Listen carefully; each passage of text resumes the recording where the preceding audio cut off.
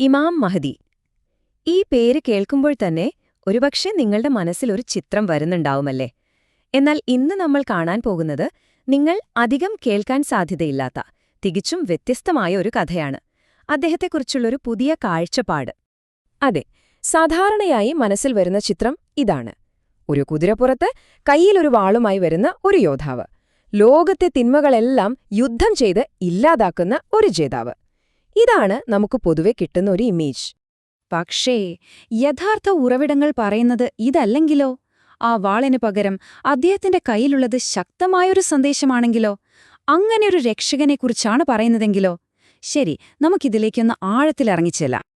Okay, അപ്പൊ നമുക്ക് ആദ്യം തന്നെ ഈ വാളേന്തിയ യോദ്ധാവ് എന്ന ആശയത്തെ ഒന്ന് പൊളിച്ചു നോക്കാം.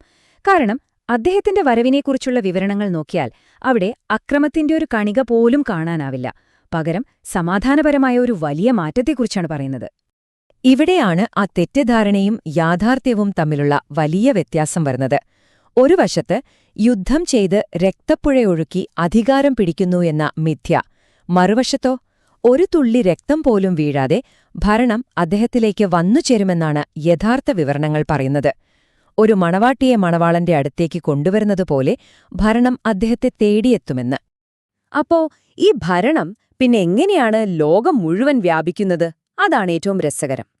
വാളുകൊണ്ടല്ല, ആളുകൾ സ്വയം വിപ്ലവങ്ങളിലൂടെ അദ്ദേഹത്തോടൊപ്പം ചേരുന്നു. ചിലപ്പോൾ അദ്ദേഹത്തിന്റെ സൈന്യം വെള്ളത്തിനു മുകളിലൂടെ നടക്കുന്നതുപോലുള്ള അത്ഭുതങ്ങൾ കാണുമ്പോൾ നഗരങ്ങൾ ഒന്നടങ്കം കൂറു പ്രഖ്യാപിക്കുന്നു. യുദ്ധങ്ങളുണ്ടാവുന്നുണ്ട്, പക്ഷെ അത് പ്രതിരോധിക്കാൻ വേണ്ടി മാത്രം. സമാധാന കരാറുകൾ ലംഘിക്കപ്പെടുമ്പോൾ അല്ലെങ്കിൽ അനുയായികൾ ആക്രമിക്കപ്പെടുമ്പോൾ മാത്രം.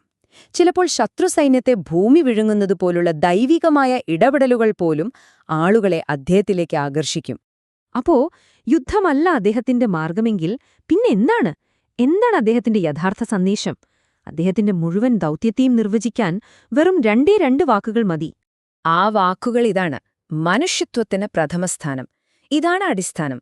നിങ്ങളുടെ മതം, നിങ്ങളുടെ രാജ്യം, നിങ്ങളുടെ ഗോത്രം, ഇതിനെല്ലാം മുകളിലാണ് മനുഷ്യത്വം. ഇതെന്താണെന്ന് മനസ്സിലാക്കാൻ ഒരു ചെറിയ ഉദാഹരണം പറയാം. ഒന്നാലോചിച്ചു നോക്കൂ. നിങ്ങളുടെ കയ്യിലാകെ ഒരു ഗ്ലാസ് വെള്ളമേ ഉള്ളൂ. നിങ്ങളുടെ മുന്നിൽ 2 പേരുണ്ട്. ഒന്ന് ഒരു ഭക്തനായ മുസ്ലിം, 2 ദാഹിച്ചു വലയുന്ന ഒരു കുട്ടിയുമായി നിൽക്കുന്ന ഒരു നിരീശ്വരവാദി. ചോദ്യമിതാണ്: ആർക്ക് നിങ്ങൾ ആ വെള്ളം കൊടുക്കും? ഉത്തരം വളരെ വ്യക്തമാണല്ലേ? ആ കുട്ടിക്ക് തന്നെ കൊടുക്കും. വീണ്ടും വീണ്ടും ആവർത്തിച്ചു പറയുന്നു, നിങ്ങളത് ആ കുട്ടിക്ക് കൊടുക്കും. കാരണം മനുഷ്യത്വത്തിന് പ്രഥമസ്ഥാനം. അപ്പോ ഇതിന്റെ അർത്ഥമെന്താണ്? വളരെ ലളിതമാണ്. നമ്മളൊരു ഹിന്ദു, മുസ്ലിം അല്ലെങ്കിൽ ക്രിസ്ത്യാനിയാവുന്നതിനും എത്രയോ മുൻപ് നമ്മൾ വെറും മനുഷ്യരായിരുന്നു. മതത്തിന്റെ യഥാർത്ഥ ലക്ഷ്യം തന്നെ ഒരു വ്യക്തിയെ ഉയർന്ന ധാർമ്മിക നിലവാരത്തിലേക്ക് കൊണ്ടുപോയി ഒരു യഥാർത്ഥ മനുഷ്യനാക്കി മാറ്റുക എന്നതാണ്, അല്ലാതെ നമ്മളെ വിഭജിക്കാനല്ല. ശരി, അപ്പോ ഈ മനുഷ്യത്വത്തിന് പ്രഥമസ്ഥാനം എന്ന ആശയം ഒരു ഭരണകൂടത്തിൽ, ഒരു നിയമവ്യവസ്ഥയിൽ എങ്ങനെയായിരിക്കും പ്രാവർത്തികമാക്കുക? ഇതു വളരെ പ്രധാനപ്പെട്ട ഒരു കാര്യമാണ്. നമുക്ക് നോക്കാം. അവിടെ വരുന്നത് സമ്പൂർണമായ മതസ്വാതന്ത്ര്യമാണ്. ആളുകളെ അവരുടെ മതം ആചരിക്കുന്നതിൽ നിന്ന് ആരും വിലക്കില്ല. കാരണം ആളുകളെ നിർബന്ധിച്ച് ഇസ്ലാമിലേക്ക് കൊണ്ടുവരിക എന്നല്ല അദ്ദേഹത്തിന്റെ ദൗത്യം. അപ്പൊ നീതി നടപ്പാക്കുന്നത് എങ്ങനെയാണ്? അവിടെയാണ് ഏറ്റവും വലിയ പ്രത്യേകത. ഓരോ സമുദായത്തെയും വിധിക്കുന്നത് അവരുടെ സ്വന്തം വിശുദ്ധ ഗ്രന്ഥങ്ങൾ അനുസരിച്ചായിരിക്കും. ജൂതന്മാരെ തോറ അനുസരിച്ച്, ക്രിസ്ത്യാനികളെ സുവിശേഷങ്ങൾ അനുസരിച്ച്, മുസ്ലിങ്ങളെ ഖുർആൻ അനുസരിച്ച്, മറ്റ് വിഭാഗങ്ങളെ അവരുടെ വിശ്വാസ പ്രമാണങ്ങൾ അനുസരിച്ചും. അതായത് നിങ്ങൾ എന്തിലാണോ വിശ്വസിക്കുന്നത് ആ നിയമം വെച്ച് നിങ്ങളെ വിധിക്കുന്നു. ഇതിന്റെ ഭാഗമായി വരുന്ന ഒരു വലിയ മാറ്റമാണ് ജിസ്യ നിർത്തലാക്കുന്നത്. പണ്ട് മുസ്ലിം ഭരണത്തിന് കീഴിൽ അമുസ്ലിങ്ങൾ മാത്രം നൽകേണ്ടിയിരുന്ന ഒരു പ്രത്യേക നികുതിയായിരുന്നു അത്.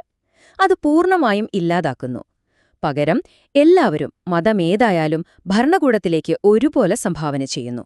ഒരു വിവേചനവുമില്ല. ശരി, അപ്പൊ ഈ മനുഷ്യത്വത്തിന് പ്രഥമസ്ഥാനം എന്ന കണ്ണാടിയിലൂടെ നമ്മുടെ ഇന്നത്തെ ലോകത്തെ നോക്കിയാൽ എന്തായിരിക്കും കാണുക? അതാണ് അടുത്തത്.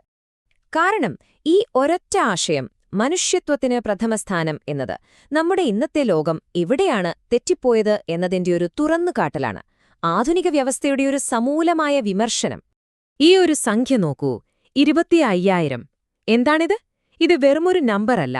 ഓരോ ദിവസവും, ഈ നിമിഷവും പട്ടിണി കിടന്ന് മരിക്കുന്ന മനുഷ്യരുടെ എണ്ണമാണിത്. അതേസമയം വലിയ കോർപ്പറേഷനുകൾ ടൺ കണക്കിന് ഭക്ഷണം വെറുതെ പാഴാക്കിക്കളയുന്നു. മനുഷ്യജീവനേക്കാൾ ലാഭത്തിന് പ്രാധാന്യം നൽകുന്ന ഒരു സിസ്റ്റത്തിന്റെ ഏറ്റവും വലിയ പരാജയമാണിത്.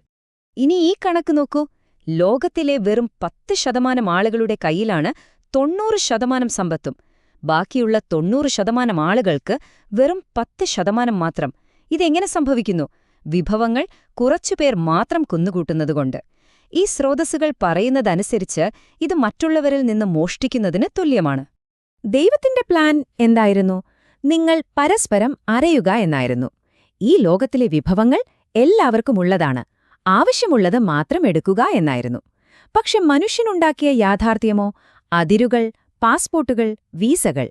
കുറച്ചുപേർ മാത്രം സമ്പത്ത് കുന്നുകൂട്ടുന്നു. മുതലാളിത്വം, അത്യാഗ്രഹം.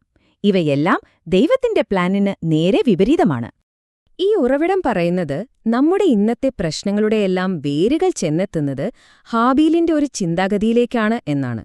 ആയുധങ്ങൾ, പണം, കച്ചവടം, സമ്പത്ത് പൂഴ്ത്തിവെക്കാനുള്ള ആശയം, അടിച്ചമർത്തുന്ന ഭരണകൂടങ്ങൾ, ഇതെല്ലാം ആ ഹാബീലിന്റെ പൈതൃകത്തിന്റെ ഭാഗമാണ്.